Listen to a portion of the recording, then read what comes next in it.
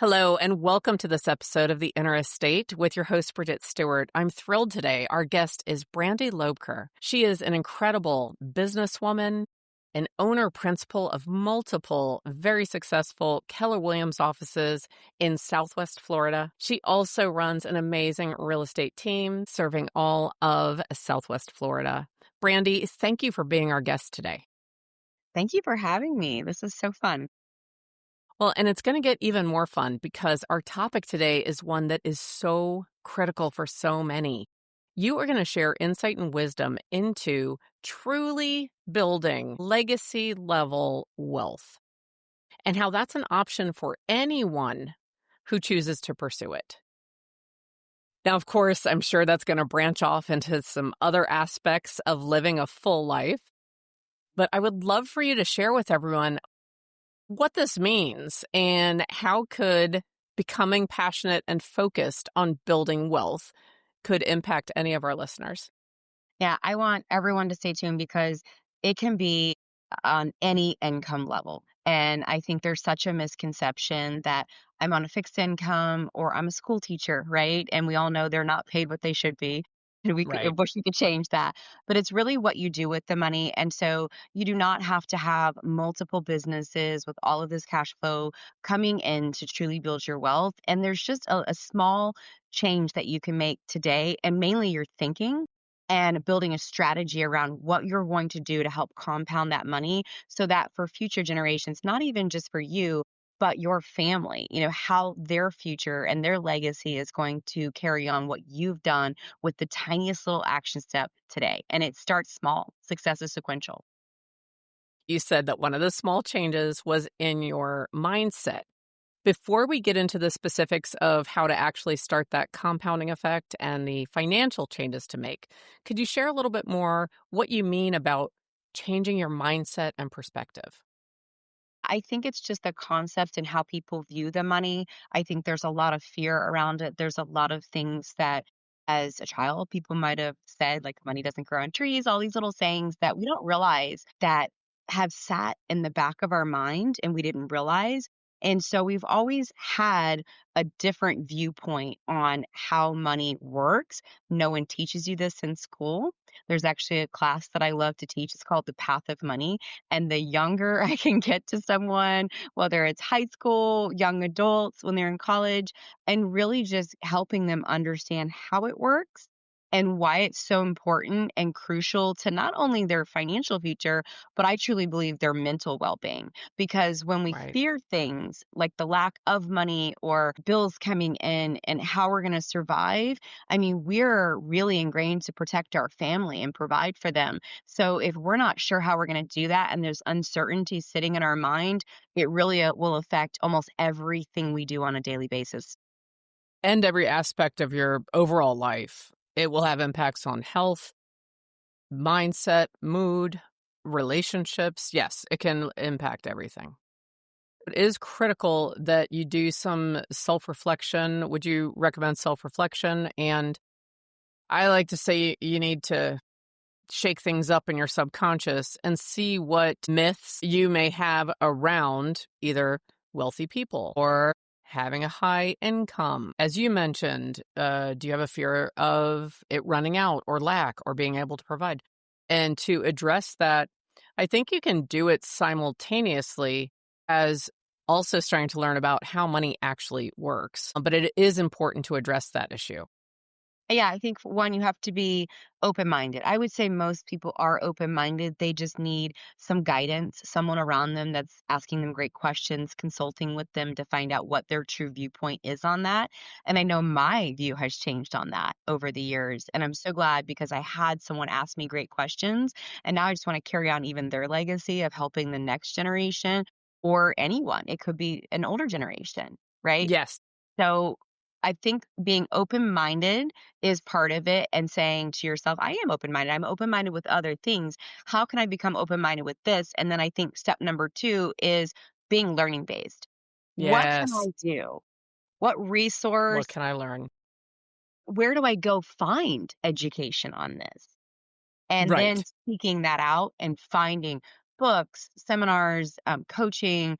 Is it within, your market center, your real estate brokerage? Is outside of your business that you Right. need to seek this? And where do you start?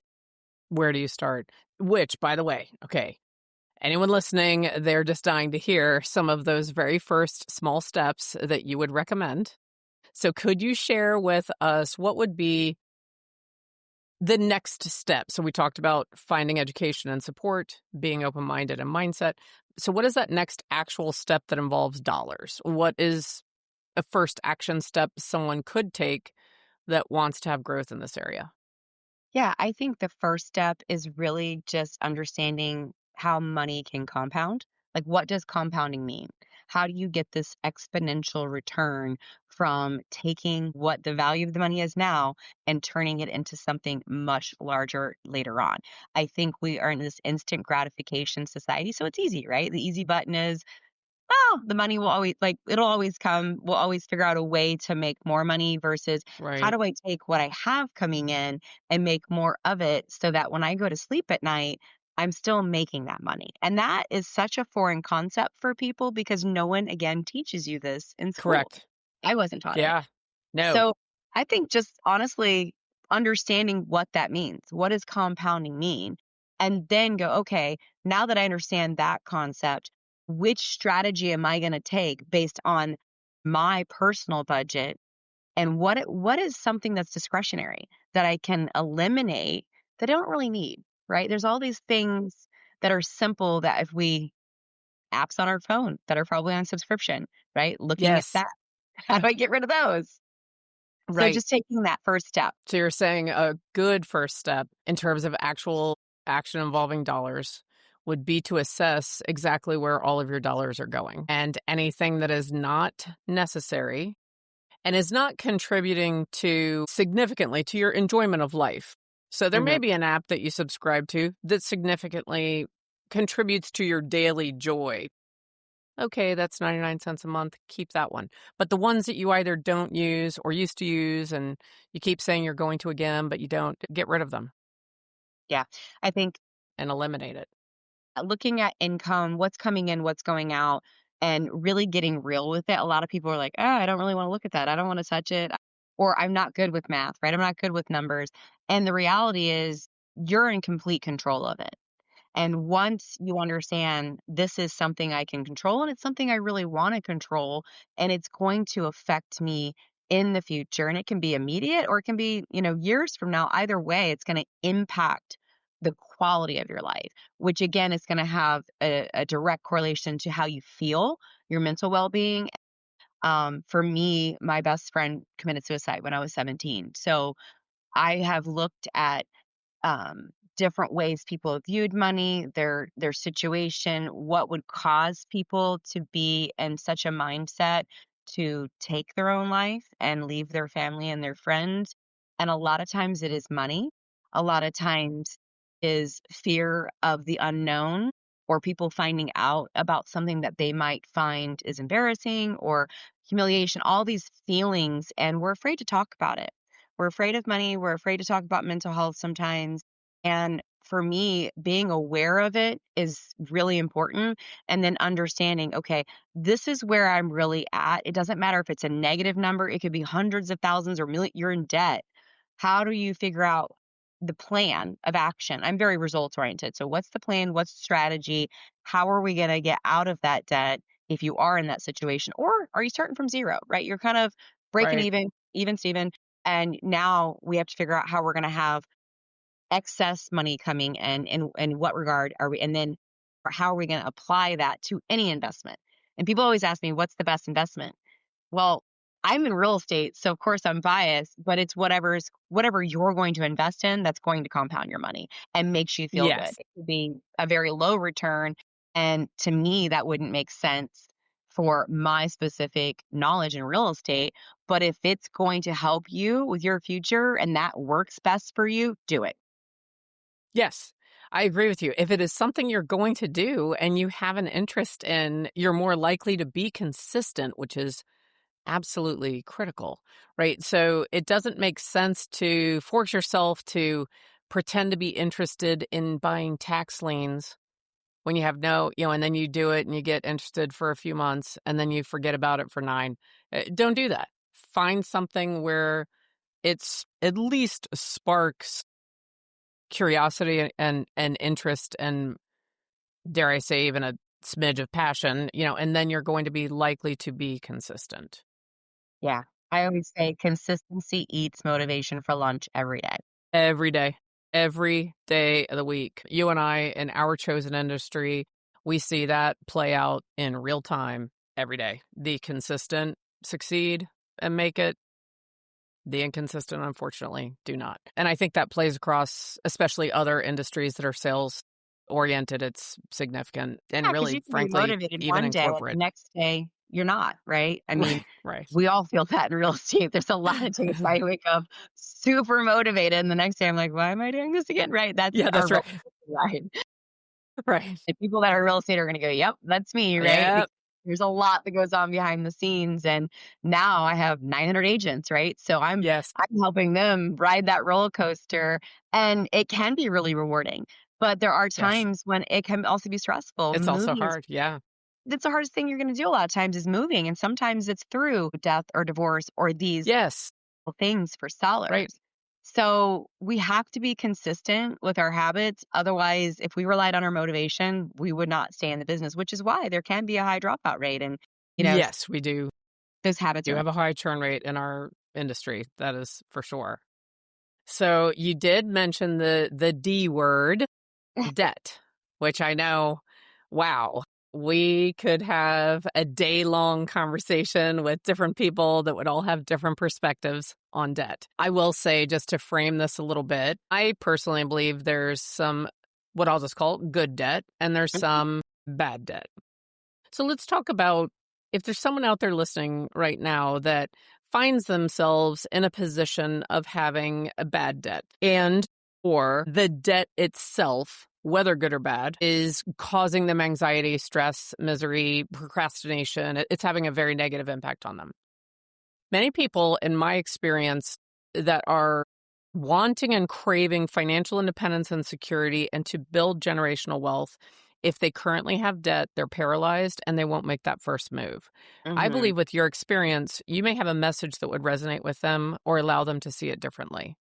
What Yeah, would you say right now to someone who is sitting there with, I'm even going to use the word crippling yeah. debt at the moment? What would you say? It's easy to get overwhelmed. I've been overwhelmed. I mean, I remember coming out of college, and even though my parents loved them, middle class, like, paid for my school, did whatever it took to get me through my education, I still had, like, the books to pay for and food and living costs, and I think we all know that's gone up. So, I can't even imagine, sitting in those shoes nowadays. But yeah, when I first started real estate, my first job, I mean, I think I was paid $10 an hour to answer a phone. It was a summer job. And luckily, a good friend of mine let me borrow a couple suits that I repurposed with accessories to make them look good. I mean, I was literally, Bridget, sharpening my shoe because I couldn't afford Nice. shoes. So I've I'm done like, it too. I have done that, especially in the 90s because we had so many like black patent leather. Give me the Sharpie. where's You the know, sharpening? Yeah. So, and you never want someone looking down at your shoes and like, oh, shoot, no. Yeah. goodness. Sharpie and Vaseline. Did you ever do Vaseline? Yeah, you have to get those scuffs off, right? So, and someone's probably laughing right now, like, I'm doing that right now, right? Yeah, that's So right. Yeah. now things are different now for me, thank goodness, but it wasn't that long ago, and I know that feeling, it's tough, and you are, like, trying to make ends meet and figure out if you're gonna pay your rent, you don't own your own property yet, there's all these feelings that you have. I think having a mentor and someone in your life that's doing better than you, that is not only successful financially, but also in their marriage, if they're married, or whatever relationships they have, are they health conscious? Do you see that they're getting great sleep and they're exercising and eating healthy? There's so many ways you can learn from them. And honestly, be that squeaky wheel and be around them. Like, raise your hand, ask to, take them for a cup of coffee if that's what you can afford. Do a ride along with them if they're in real estate. I mean, there's all these things that I learned from mentors. I remember somebody handing me a big Rubbermaid thing of books because he was super learning based and he was a commercial agent. And I learned so much from him. And I love to read. So he knew that. And actually, I was helping him sell his house. And so we had formed this relationship, referring back and forth after I finally took the step of going from receptionist to I'm going to sell real estate. I'm taking the deep dive. I have some reserves. I was working 2 or 3 jobs to get those reserves, but I did whatever it took to minimize my lifestyle. And everyone else was going out at my age and doing all these fun things. And it was like, I Right. did that for a little while, but that can only last so long. I really wanted to own real estate. Here I Yes. felt very hypocritical not owning my own home. Yet I'm consulting and guiding people on how to do this that were even younger than me. So I had to really get honest with myself. And having that mentor helped. And reading, I mean, very basic books that he handed me. And again, he's moving out of his house. He's like, I've read all these. Do you want them? And I was like, Yes. this is a library on how to be like you. Yes. Of course. Yeah. That's amazing. And it is funny how you and I now are at a stage in our careers where we can look back.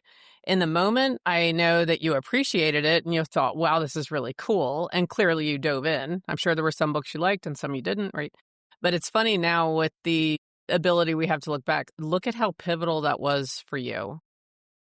Because I have a feeling that impacted a lot of the trajectories you've gone down as a professional businesswoman, now owning multiple businesses, having a role called owner principal with Keller Williams Market Centers, being a speaker. So it's funny when you think back, like, how much did that Rubbermaid full of books impact who you are today, right? I think Do some you still talk speakers. to that Oh, client? oh, yeah. Yeah. Yeah. Excellent. Yeah. He owns he still does commercial real estate. He's a CCM. He's brilliant. His wife's in real estate. She's Hmm. brilliant. They still live in Florida, not here in Sarasota where I'm at. But yes, and he's still very learning based. I think he owns this very lucrative property management company, still sells commercial real estate, probably not because he has to, but he just loves it. Because he wants to. So Yeah. yeah, by choice. Yeah. What a blessing is that? Hmm. Creating that life by design and then Yes. building wealth and learning about money and then being able to work when you're older because you want to. Having that Chef's choice. kiss.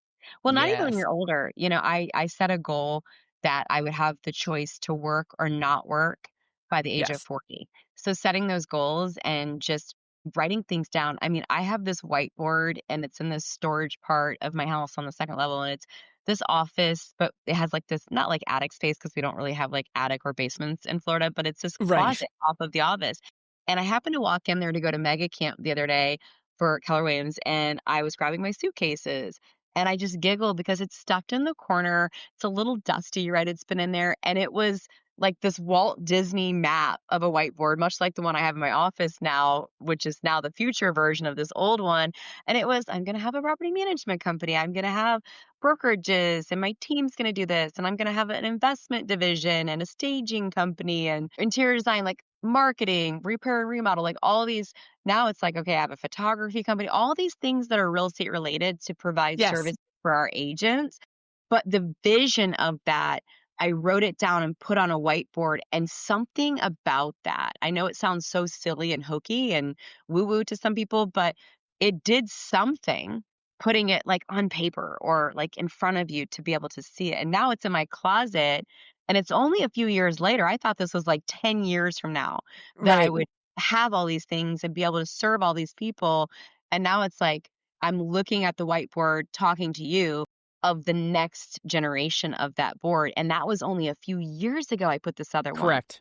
down on paper. Well, it sounds like you said, it sounds woo woo. There's actually science to back it. Okay. And this is an older book, actually referred, Matthew Ferry was my coach a long time ago, and he recommended this book to me, and it is called Write It Down, Make It Happen. And I'm going to put that in the description. So if you're curious, look it up. Still very valid. It's unbelievable when you look, there's actually data that backs what you just said. When Okay. you write it down, things are much more likely to actually happen. So all you dreamers out there, grab a legal pad, write it down, okay? And when you write it down on something like that board, even if it's in your peripheral vision, your subconscious is absorbing it every day. Similar to a dream board, where people put visual representations. It's very similar to that and has an even more powerful impact. So, out of curiosity, I'm sure there's someone who's wondering, out of the potential affiliated businesses that you had on that board, which ones do you have now? You said photography Actually, everything on that board, and then plus. plus, it again, like, I'm looking at this going, "Oh, that wasn't on that board," and I never put 2 and 2 together until we're on this call, and I didn't even plan on being in this office today. So it's just kinda gives me chills to think about it, but let's take business out of the equation, and Yes. what I love about a lot of your masterminds and your coaching style is you're not all business, and, that's a piece of our life, right? And we do spend time away from our loved ones when we're doing our business, but you truly, truly believe in that life by design, and I Yes. remember in bold learning that when you write things down, you're like, I think 77% more likely to reach those goals. But I think Right. it can apply in your personal. I wrote a letter in bold, and now I do this all the time, even outside of bold, Mhm. which is a coaching program. And there's many coaching programs. So, whatever you're doing for coaching, write yourself that future letter. And I did that. And I went through a divorce. I'm sure some people have gone through it, and it's not ideal, and I I never thought that have. would ever happen. Raise your hand if you Right. have. Unfortunately, it's not something to brag about, but you know what? I still care about that person as an individual, but, Yes. we moved on, right? I wrote a letter to myself at Bold and said, "If I ever were to get into another relationship," of course, you're never looking right after, you're just like, "I need a break to be myself," Right. right? And a year after I wrote that letter, like, describing what that relationship would look like, how this person would appear. I know that sounds shallow, but, like, how they looked and all that, like, and how they were gonna treat me. A year Yes. later, I was sitting in my boyfriend's kitchen. We're now married and have been, but it described this person to a T. How they treated me, how they respected me, how they supported, like, my dreams, and how we were gonna treat each other, how he looked, like, all these things. And he came home from work, and I, like, kinda slid the letter across the kitchen island. I was like, "It's gonna freak you out a little bit, but look at the date." So, I definitely think it's important to do it, and going to the vision boards, I've always done those too. We're actually living in the house before I even knew this person, as a boyfriend. Like, we're married, living in the house. It was a picture of a house that almost looks identical I found on a vision board years later, Wow. and we're living in that house. Didn't even realize it. It's remarkable. And if anyone listening is thinking, "Oh, that's airy-fairy Southern California stuff," it's not. It actually taps into how our subconscious mind interacts with our conscious mind, and you are denying yourself the power of your brain working on your behalf if you don't do them. And I have noticed in my experiences, oftentimes, I know this sounds like a generalization, but a lot of times men tend to be more resistant to doing those activities. So, men, even if you do it in secret and you don't tell anyone, just go ahead and give yourself that gift because it's just allowing like the compounding. Okay, so compounding of money. You Mhm. take $1, you treat that rate, and you put it in a vehicle that is going to allow it to compound and make money on its own. You're doing the same thing with your brain. You're allowing your brain and the way that it naturally works to compound your dreams and goals and make them reality. A quick side note on that, Brandy. Not only writing it down is and I believe you're right, it's around 77% more likely that it is going to happen. When you share it with someone, it's even a higher percentage that it is going to happen. So even if you're very private, you probably have someone in your inner circle that you could share it with. Mhm. So just if you really want to welcome some significant growth and dream accomplishment in your life, lean in on both of those things. Yeah, I think, I've always had coaches, so that's always who I've shared Me mine too. with. I mean, I just believe, like, there's people that are way smarter than me, and they're gonna help me self-discover things that I never thought about with great questions. Having a coach has also helped me coach others better. I've a lot Yes. of self-awareness in that process. So not only is it benefiting you, it's like this impact you can have on so many other people. And when you are in leadership, like, you need so much self-awareness you don't even know. And it's not an Yes. easy thing. It's a very uncomfortable thing to discover, your strengths and weaknesses, and how to, live in those areas of strengths, and also be very aware of your weaknesses and align with people that are going to help with that. But I also think, like, couples, goal planning and we do that. And I like doing it with my agents in my office. And even if they don't have Yes, a relationship with someone at that time, that's okay. Show up and like, what does that look like if you were to have a partner in life and who however that plays out, everyone's invited. We always look at that around November. And I think, like you said, a coach, your spouse, your best friend, your parent, you might be living in a multi-generational home with a grandparent, a parent, whoever that is that you're seeking guidance from and getting like their buy-in on what does it look like for our future as a family, I think is so important. I agree.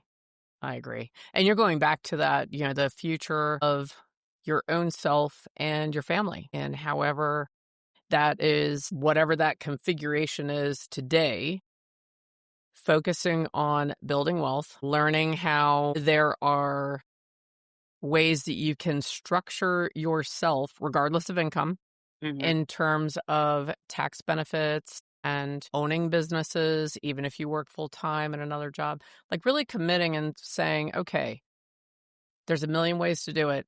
I'm going to pick one. To paraphrase Jay-Z, you can do that now. This is an overused cliche, but this is, that overused meme of do something today your future self will thank you for. Okay, well, that's overused because it's valid.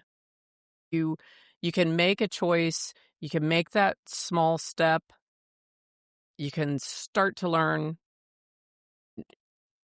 20 years from now your entire world could be different 3 years from now. You said you're bored. You thought that was a 10-year plan, and it came to fruition in 3 years or around. It was faster than you expected. Much faster. I thought that was like a 10-year plan, Bridget. Like I Mhm. really and again, this is all funny. I didn't even think we'd be talking about this in so much depth, but I mean, these are real situations where I'm walking in there just to grab my suitcase and I'm like, "Oh, I haven't looked at that in a while." And it just caught my eye. I go in that. I travel a lot with Keller Right. Williams and I love learning and I love going and building relationships. I don't think I would be anywhere near where I'm at if I didn't have those relationships. So connections with people are important. You never know when they're going to want to sell their business, right? And you're not in that relationship because you're like trying to buy their business or looking for an opportunity. It's just these things all happen naturally when you're adding value to people's lives. And then if there is a situation that comes up, like the office I'm sitting in now, I was in a relationship with the owner and it just so happened that, and I never thought they were going to sell this. I already had my own KWI, that was keeping me busy enough, building Right. that up. And then it was like, I wanna carry on my legacy, but I don't wanna be the operator anymore, And I'm already looking at, like, when I don't wanna be the operator, like, my brother is gonna take that on with his talent, and I never thought that would happen. So who are your wealth determiners, and who are you determining wealth for? And who are you in relationship that at some point, maybe you're going to carry on their legacy with their business, which is, it's an honor and a privilege. And then who's gonna do that for you? Are you looking for that talent? Are you in relationship with people that are aligned with your core values and your mission and vision and all your belief system, all those things to where, when it comes down to when you're not wanting to do that day to day anymore, who's the best person to not just shut down your business and say goodbye, and even just Right. sell to, but who can you align with that's going to help you carry it on? And maybe you stay on for a little while or not, but we have a huge transfer of wealth, over 100 trillion, and it's not just real estate. It is not. 50% of, I believe, in this market, according to NAR, were above the age of, excuse me, 70% were above 50. And so a lot of them also own businesses. We talk about the baby boomers that built all this wealth. Who are they going to transfer it to? And it's businesses, it's assets in their portfolio. And I Correct. always get this question, well, I don't have the money, right, to buy these businesses. I promise you the money will come if the deal's there. If it's a worthwhile business or worthwhile real estate investment, you can easily put the money together and have no money out of pocket. I know that sounds crazy, but It is true. Cody Sanchez talks about it all the time. Love her book. That's right. Yeah, I'm gonna put that in the description. I believe Okay. it's a Main Street Millionaire. Yes, Yes. we'll get that in there. And you are right. If the opportunity is viable and attractive, money will I don't want to say appear. It will be available. Yeah. Or you can So structure the deal, that's seller right. Yeah, you financing. can structure it right into, yes, structure it right into the deal. And, it makes me curious, out of the affiliated businesses that you own, how many of those, and I don't mean an exact number, give us an idea. How many of those did you start from the ground up, and how many did you buy an existing company? So originally, again, I started as a receptionist, right? Answering a phone as a summer job. Did not think I was going to be a real estate agent or real estate professional. And so I quickly got my broker's license within a few years. You need 2 years experience in Florida. And then I was just kind of recruited, tapped on the shoulder to go work for a couple of other companies. I was actually offered ownership in my very first brokerage, but Wow. I was kinda doing the bookkeeping, and I'm like, "Yeah, it's not really a lot of ownership, but it's okay," so I learned how to do the books very quickly and money coming in and money coming out. Like, we're writing out a lot of checks, but we need also to cut back on expenses, right? There was a Right. lot of it was a big boom going on in that time. I then, was attracted eventually to Keller Williams after I did work for a couple brokerages, and I had my own brokerage for in 2008. I started my own brokerage, and everyone's like, "Wow, that's an interesting time in Florida, especially to start a business," right? And everyone thought I I was think I crazy. just had a heart palpitation. Yeah.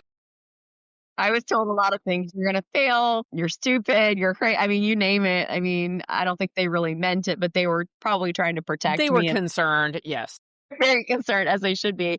But I did run. That was a start from scratch for 2 years. And then I was attracted to Keller Williams and helped them launch and build in Sarasota. And then I launched my own brokerage in Venice Island, South County, bought my first commercial building on a lease option. So, I had no money down to do it at that time, where I had some money, but it was a big, big thing to buy.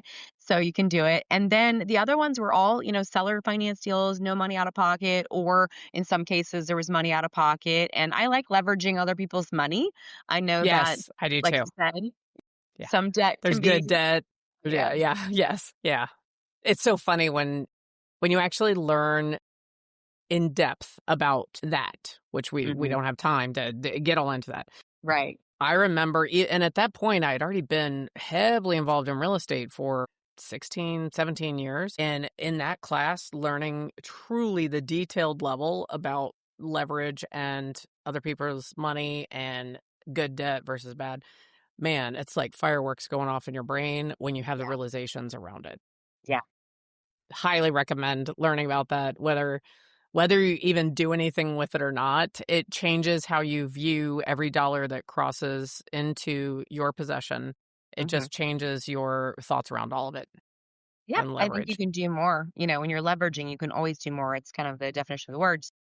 I think being open-minded to learning about it would be the first step. Obviously don't dive in and just, not know anything about it, but having those That's right. great guiders. Learn and get the education. Yeah. Yeah.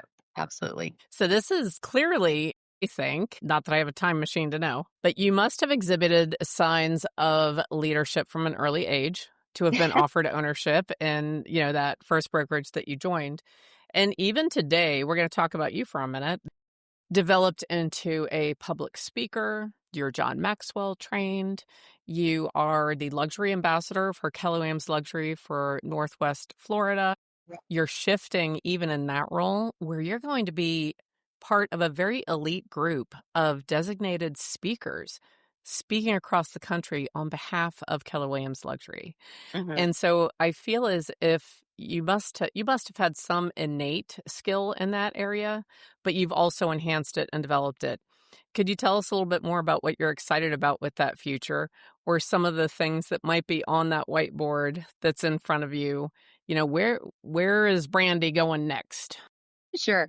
Well, I never thought like, oh, I want to be a speaker or, write a book or all the things that I think are really popular in today's society. There's so many great, speakers and trainers and coaches and all in that regard. But I never really like thought that. I know I've always been a leader according to my mom. She tells me sometimes not very nice stories about how stubborn I was, and I didn't really like listening to others. I questioned everything, very curious by nature, and I'm sure I was a difficult child. Even she told me, I would pick out an outfit for us to go because she owned a preschool at the time to get dressed, and she's the owner of the preschool, so it's like we got to be there before everyone else. And it was like just because she was telling me to put something on, it was like, well, I want it to be my decision and my choice. So Right.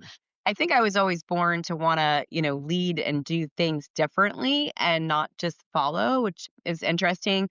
But as far as the speaker part, I never really thought about the impact you can have on others. I just thought speakers did it because they like to be on stage and be noticed and Right. have accolades. And the more I learned about it and the more I really got to know my friends that speak at a high level and didn't realize how lucrative it was either, they Right. really helped me understand that it's about how you can change people's lives.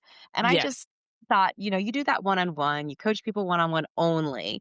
And that's what I was doing. And I thought I am making an impact. And then they really helped me open up to realize that there's always, when you're speaking to hundreds or thousands of people, that one person could go then change hundreds or thousands. And I thought, Of I lives. get it. I get the math on that. Right. That's an exponential growth rate. Right, right. And so that just gives you so much satisfaction while you're doing it. It is funny when I think about what you were just describing, and I had similar thoughts. You think, oh, the people on stage, they want to be on stage and they want to be a star, and this is the avenue where they have found the ability to be a star. But I feel like the most impactful speakers from the stage, they want each person in each individual seat to feel important. They want each individual that may hear it on a recording to see themselves in a different manner and feel important.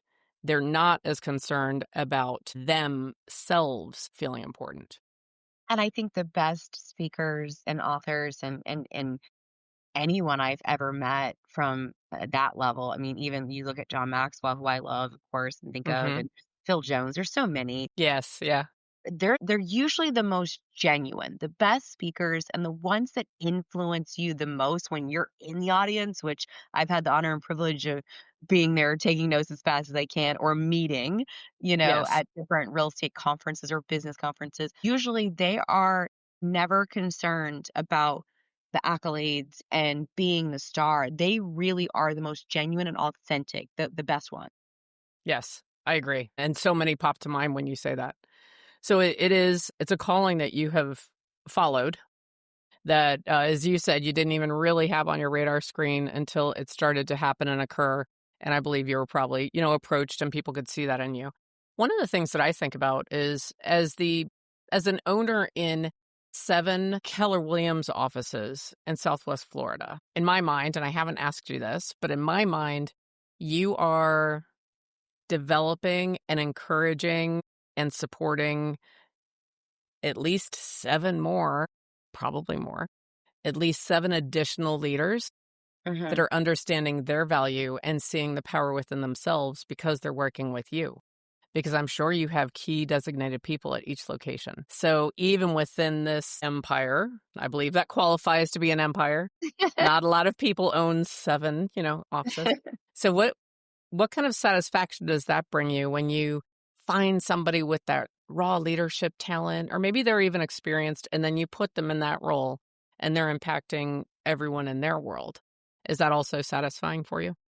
It really is. I mean, that's been the most rewarding thing. A lot of people go, "How do you do it?" And there's between all of our business, we have 13 locations, right? And then 7 of 13. Wow, it's yeah. even more than I knew. That's So that's amazing. a lot, right? People are going, "How Mhm. are you in each location? Where are you?" Like, it's like, "Where's Waldo? Where's Brady today?" Right? And so you do have to be intentional, you do have to be strategic, and you have to be in alignment with such great talent in order to have an impact and to have a strong culture, which we wanna protect, especially at Keller Williams with Mo Anderson. We wanna keep Right. that and protect it and guard it as we all know she would love for us to do to carry on her legacy forever. And Yes. it is so important. And so the talent that I get to surround myself with and empower to lead when I'm not there, I find so much joy in pouring into them Mhm. and watching them grow. I've been very fortunate to have my brother who's also of course my sibling in my world, and I never thought that would happen. He was in hospitality, he owned a restaurant, working 7 days a week, very young, had the energy to do it, but I could just see the stress, right? That's a stressful. I Yes. hospitality, I know. And I did that for over 10 years before I got into real estate, even in school. So got him into real estate. I have watched him grow tremendously over the last decade or so, and now I'm watching him take on roles I've had and lead other people, and I'm, like, in the back seat just like mama bear, like, just so proud, and our father unfortunately passed away this year, so it's been a tough year, Mhm. doing all the things we do and having such great lots and having our, guider, our mentor and our, Right. heart. And so I literally, within weeks of my father passing, my brother not only stepped up personally in our family, but also through our businesses and Mhm. just take on like this major role of like dad. And not only has he always walked like him and talked like him, now it's like this leadership aspect, even in his Wow. personal life and our family. I mean, I'm blown away.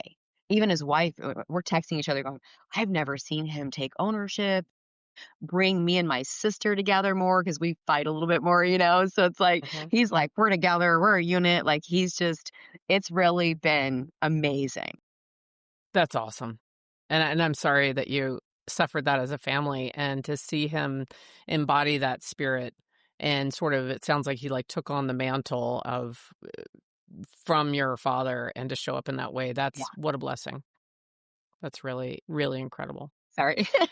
God, That's hey. okay. You're making me tear up too. Um, yeah, so I I think that, what you have built, because we just talked about leadership in the 13, market centers and business centers, and then you also have your affiliated businesses. So I would just Mm. say that if someone said to me, "Hey, do you know Brandy Loebker?" And I was like, "Yeah." And they said, "What does she do?" I would say, "She finds talent and empowers leaders that impact people's lives, not just in Florida, but all across the country." And I believe that. And it is, so this has been such an honor having you as a guest, and I would truly love it if you would come again and be a repeat guest on the Interstate. The messaging that you're sharing is so critical, and as you said, it's open to everyone.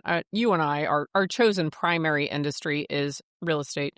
However, both of us have interests in other Yeah, companies because part of our wealth building. yeah, Anyone that's in, I'm just going to say Florida, okay, but predominantly Southwest Florida, yeah. if they want to reach out to you and they want to, whether they're a leader or a speaker or an agent, or they're interested about your pathway class. Say that one again. It's called Path to Yeah, it's through Next the Gen. Path of We'll Money. tell her what. Okay. What's the best platform for them to reach out? Do you have a website you could shout out, or Instagram? Like, what's the best way? Best way to we have a sales team as well within the brokerage and have for a while, Excellent. and it's, the coffee group, just like coffee, but with a Y, the coffee group. That's Yes. the best way to reach out, and Perfect. most of our, businesses are on there, so you can kinda see what we do and if there's That's anything we can awesome. do to help, and, even if you're not in real estate or you don't own a business right now or you haven't launched a business or wherever you're at, I think that you're a leader in your family, you're a leader with your partner, however you have your personal life structured. My husband, guides me and leads me every single day. He's such an old soul, I say, because he's actually younger than me, but he's so wise and he gets me to my calm, serene place that I need to be because I'm here all day, right? Let's go. Hmm. And so I think finding someone, whether it's a spouse, a partner, um, a family member, a friend that's going to really be your calm and help you kind of keep that balance, I think is so important no matter where you're at in life. I agree. So they can reach out to you. What, I have a quick clarifying question. With the Path of Money, is that available for people that are outside of real estate? So if Yeah. someone is a school teacher, or, Yeah. a common situation is someone that has a high income earning job and yet they're not getting ahead. So if they wanted to, even if they're not in real estate, they could also participate in your Path of Money Yes, this class. is not a real Excellent. estate class for everyone out there. This is for Excellent. any age, no matter what income. I've helped school teachers, build huge Excellent. real estate portfolios by buying land, right? And now that land's worth Yep. so much money. I've had physicians that are really wealthy, but weren't taught, right, money. They were taught all these other math and science, great things to save lives, but Hmm. weren't really taught wealth building and like they're smart, right? Help them do that. And teachers are Right. smart teaching other people. Like it's just something that wasn't really talked about in their education. And so it's for anyone, any income bracket, any age, and it's not specific to real estate. Right. Great. Okay. Well, thank you so much for being our guest today, Brandy. This was so insightful and so meaningful. Your passion shines through with everything that you're talking about.